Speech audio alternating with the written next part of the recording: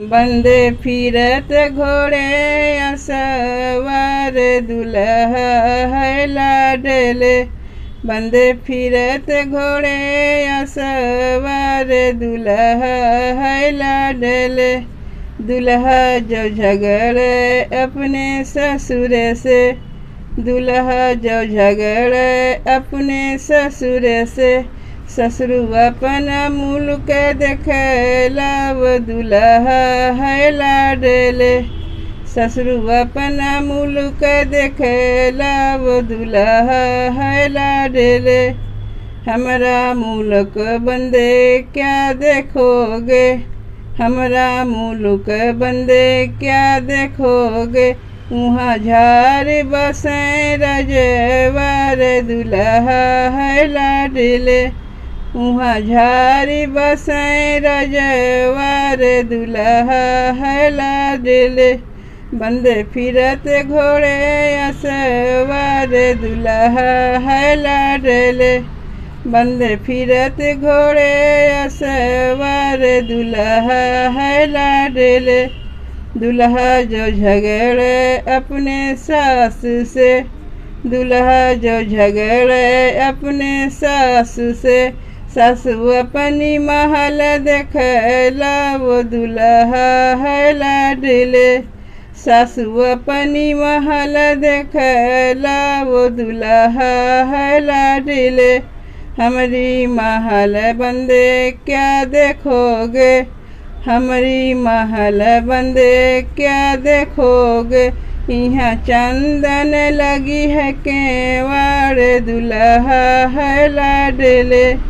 यहाँ चंदन लगी है केवाड़ दुल्हा है लाडले। बंदे फिरत घोड़े असवार दुल्हा है लाडले।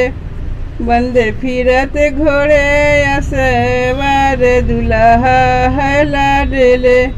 दुल्हा जो झगड़े अपने सार से, दुल्हा जो झगड़े अपने सार से, सारे अपना बगीचा देखेला वो दुल्हा है लाडले। सारे अपना बगीचा देखेला वो दुल्हा है लाडले। बंदे फिरत घोड़े असवार दुल्हा है लाडले। बंदे फिरत घोड़े असवार दुल्हा है लाडले। हमारा बगीचा बंदे क्या देखोगे, हमारा बगीचा बंदे क्या देखोगे। यहाँ फूल फूले कचनार दुल्हा है लाडले।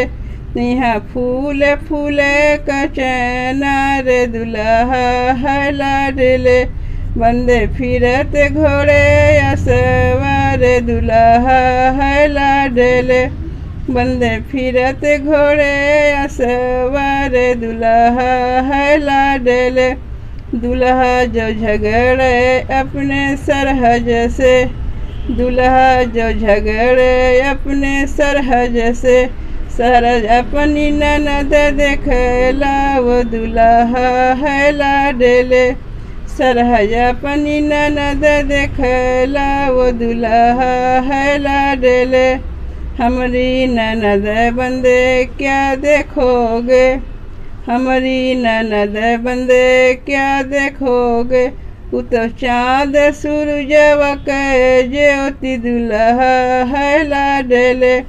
वो तो चाँद सूरज के ज्योति दुल्हा है लाडले। बंदे फिरत घोड़े असवार दुल्हा है लाडले। बंदे फिरत घोड़े असवार दुल्हा है लाडले। बंदे फिरत घोड़े असवार दुल्हा है लाडले।